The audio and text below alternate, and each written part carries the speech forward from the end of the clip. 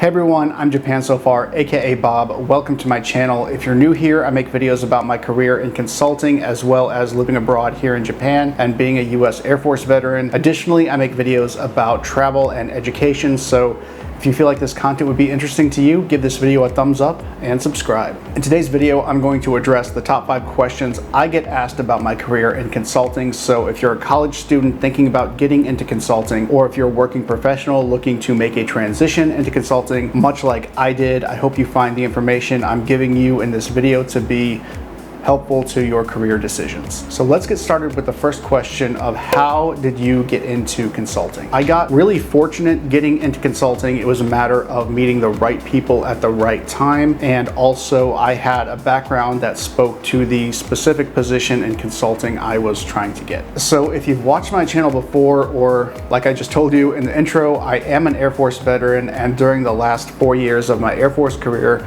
I worked in a financial management role. I knew that after the military, I wanted to work in a role where I could continue to help develop organizations through financial resource management, and consulting seemed like a really good place for me to do that. So back when I was in grad school, I met a project manager for the firm I currently work for, and he was in my class as well. Through working with him on class projects and discussions, I was able to learn about what his firm does and about open opportunities with his firm here in Japan. So I let him know I was interested in working for the firm when I got out of the Air Force.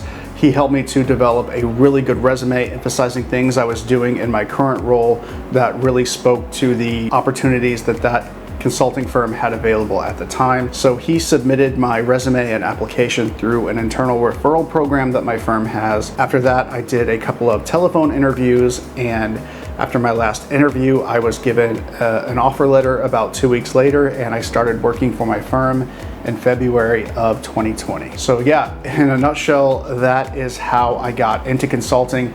It was a matter of being available at the right time, meeting the right people, and having the right experience, and targeting all that towards available opportunities in consulting. Along similar lines, people always ask me how they can get into consulting. Consulting companies, consulting firms, they have clients that they need to impress. Deliverables to these clients have to be on time and on point. So to work in consulting, you need to have a really good reputation, either in your industry or in your education, to prove to the firm that you're applying to that you are a reliable and trustworthy person. You also need to be able to work independently and really understand what it is your client needs. I would say that these are the 2 most important characteristics firms look at when they're determining who good candidates are for positions in consulting. If you are that kind of person, to find roles in consulting, you need to network to learn about those open opportunities. One of the best ways you can start to develop a good network is to reach out to your college alumni. If you are a military veteran like myself, reach out to your old chiefs and commanders, because they may have recently went through a job searching process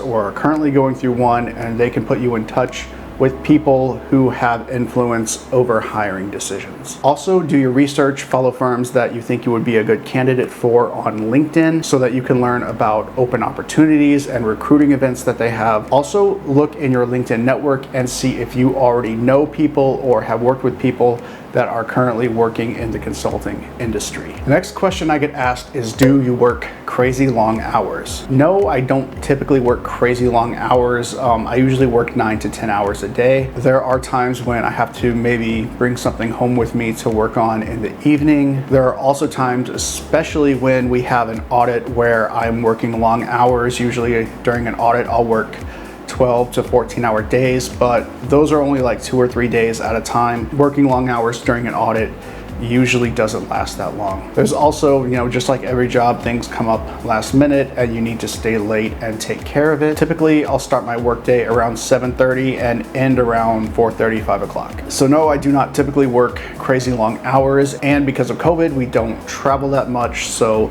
I can do a lot of telemeetings, which is good because it helps me to maintain a better work-life balance. Here's a big question I get asked: do you need a master's or an MBA to work in consulting? So no, you do not need a master's or an MBA to work in consulting. Most of the opportunities that my firm advertises, especially entry-level opportunities have a minimum requirement of a bachelor's or undergrad degree. A lot of the positions in my firm are also experience-based, so if you have a certain number of years of experience and you are applying to a job that requires a master's degree, you can substitute that experience for the education. For me personally, I did start my job in consulting with an MBA, which was good because it enabled me to draw a little bit higher of a salary than what I would have gotten with just an undergrad degree. However, that did mean starting with the firm at a position of more responsibility. So a master's, especially an MBA, is a nice plus, but it is not the final deciding factor in candidates. Mostly a good candidate is somebody who fits the company culture, has experience, interviews well, and has the availability to start when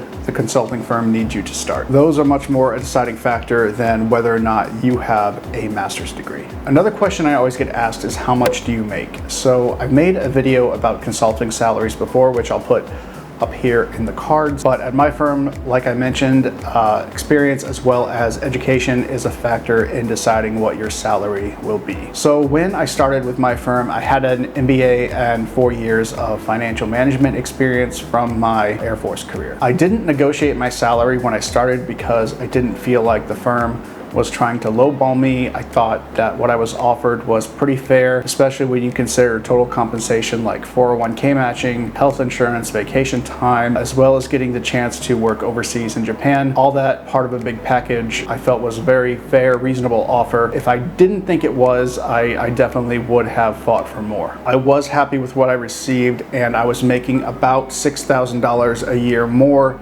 than what I was making in my previous role in the Air Force. So the big question of how much I make, I won't say exactly what my salary is in this video, but if you watch my previous video about consulting salaries compared to what I would have made as an E6 in the Air Force, I think you can get a pretty good idea of what my current salary is, encompassing the total compensation package. Also, for college students out there, I know that people always want to work for a Big Four firm, which is great if you can apply and get hired at a Big Four firm.